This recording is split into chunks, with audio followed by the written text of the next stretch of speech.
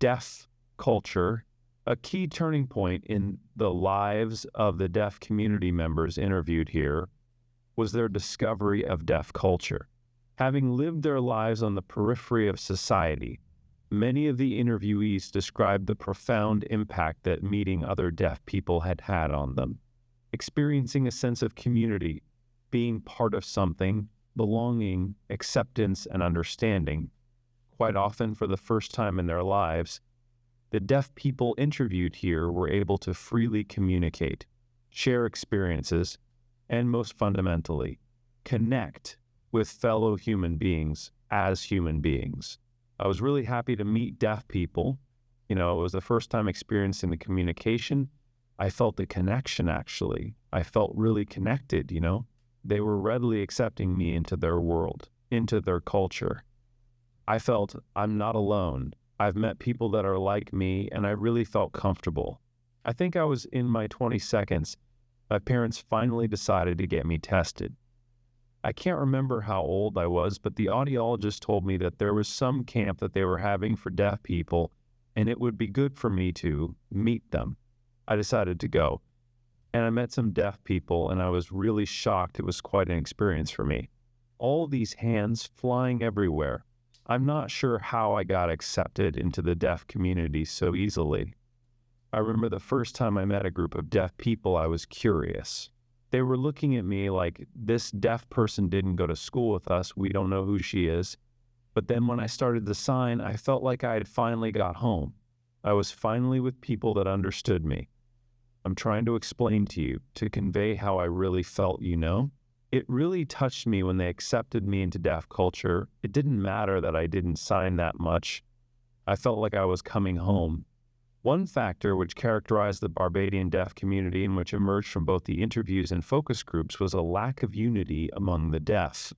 This is largely due to the small numbers of people who could potentially make up this community, since we are most likely talking about a maximum of several hundred.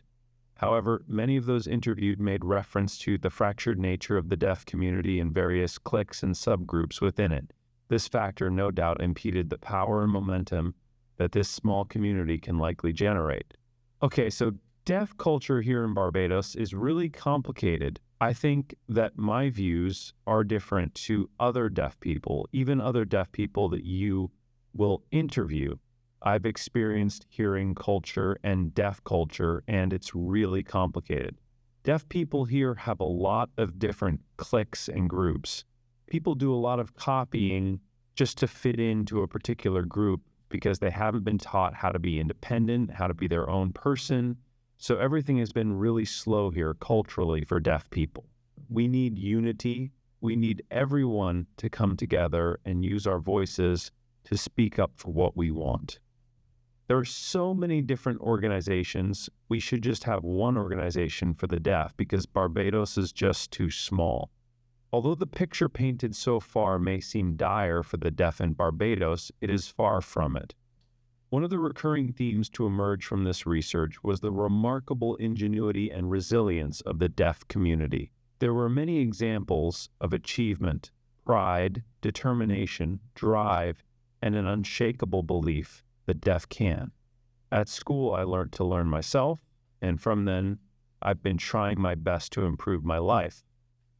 I learned about deaf culture and skills, and I had a better understanding of things. I'm not a lazy person. I'm always very busy. I have a very busy life. I have not given up. I don't want to be lazy. I'm a busy man. I'm a businessman, and I want to send an example for the deaf community so they can ask me, how did you do it? How did you progress? And I'll be ready to explain to them and say, you can do the same thing. Just try your best and you will progress. I feel proud. I feel very proud about what I do as a photographer, my work. I also try to support my deaf friends. I'm really proud about that. Well, how I look at myself, I really want to be better. Before I couldn't do it, I didn't feel like I could be better.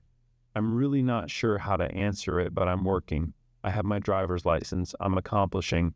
When the Prime Minister announced in March 2020 what was happening when COVID started, there was no interpreter there. A lot of things were happening. We wanted to know what was happening.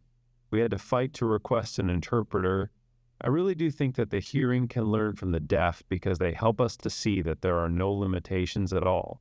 You know, here is someone who can't hear but can still accomplish so much.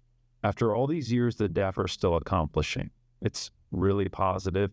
It speaks positivity volumes. Deaf people can do anything. We can do it. Relationships between deaf and hearing worlds. Another theme explored in the interviews was how things might be different. How might relationships between the deaf and hearing worlds be improved? What would a supportive and progressive dynamic between deaf and hearing people look like? The deaf community members interviewed here highlighted the need for more involvement, contact, and interaction between one another to increase understanding and awareness. The deaf community expressed a strong desire for their hearing counterparts to learn sign language to facilitate communication between the two worlds. A helpful, supportive, and open-minded approach was envisioned where hearing people viewed deaf as equal citizens, open-minded and fully on board with a deaf-can belief, but also willing and available to help. Critically, supportive relationships were characterized by equality, acceptance, and alliance. Okay, it's really not that complicated. I want that when they see me as a human being first. I bleed, I cry, I feel. The only thing that I can't do is hear. I just need them to walk with me, think of me as their equal, and then once people's minds have been changed and they begin to understand, things will be a lot easier. I want hearing people to see and understand that deaf people we can do it if we're given the opportunity. That's the main thing. I don't want hearing people to look down on us and think that we can't. We are human, we can, and we need the discrimination to stop. We need to be able to stand and say that we are the same, more willing to help, more understanding.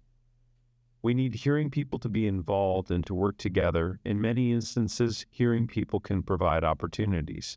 Maybe that way it will be possible to get help when we include hearing people. Deaf people, we love life. We want to enjoy life just like you, and to enjoy life just like you encompasses everything. Not being able to hear does not make us less of a person. It doesn't mean that we can't have families or we can't enjoy life. We have struggles and problems just like you. We are the same. Just see us as we are and give us the respect that is due. Music experience. Finally, the interviews explored the deaf community members' experiences of and exposure to music. Much like any other group of people, the members of the deaf community interviewed here enjoyed music, dancing, and social gatherings. In fact, deaf people have acquired quite the reputation for liking to party. Most of the musical experiences described were sought out by the individuals themselves, and although none of the interviewees were musicians, many of them enjoyed and valued music and described the impact it had on them both psychologically and physically. Exposure to music in school tended to focus on learning to sign particular songs as opposed to learning to play musical instruments. As with education, music in Barbadian society is of huge value and importance. Music has the progressive capacity to connect citizens to a shared identity, a shared heritage, and a shared culture. A culture that deaf people should be fully represented and included in. I love music, I love singing, but I can't sing. So I usually look at the words, just like hearing people. I internalize it that way. I try to fit the words together. I sign along with it and I follow the rhythm to the music. If it's loud enough, I'm able to feel it. If it's big speakers, I'll be able to feel that vibration. You know, we have big events like at Crop Over, but deaf people being involved, that would be something new. You know, if you put an interpreter there at Crop Over to interpret the music, then maybe hearing people would understand that we are involved musically. Even though we can't hear, they would realize that we do experience music, just in a different way. Okay, so I feel the vibrations. Sometimes I can hear the rhythm, I can hear the bass. I really don't care about the words. It feels good. Music makes me feel great, you know, really positive. More people are realizing that we enjoy music. More people are realizing that we enjoy music. I like music. Recently, I went to Soca on the Hill. I just really like to feel the music, especially the bass line. So I really like music and I watch a lot on YouTube as well. When it comes to music, I can feel it coming through my body. It makes me dance. Sometimes I look at the lyrics to better understand what's being sung. I like the rhythm. I can hear the rhythm, the beat, but not the words. Music makes me feel happy. It makes me feel a lot of emotions. Oh yes, recently I shared a poster. I wish you could see it. There were pictures of deaf adults with a deaf woman taking the lead to the Whitney Houston song, The Greatest Love of All. And in the other picture, a lady called Waveney was taking the lead and dancing to one of Bob Marley's songs. So when the public, the hearing, when they watch, they can see how the deaf move according to the rhythm. Then the hearing can appreciate that the deaf are the world's best dancers. I always call them the world's best dancers because they know how to move in relation to the beat. I like music a lot. I feel the rhythm. If it's loud enough, I can feel the bass. I like soca, party music. I like to be able to feel it and feel the vibrations.